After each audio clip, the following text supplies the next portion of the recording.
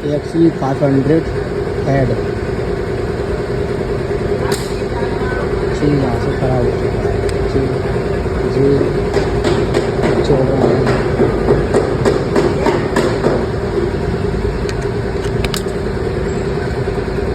पानी खा रही है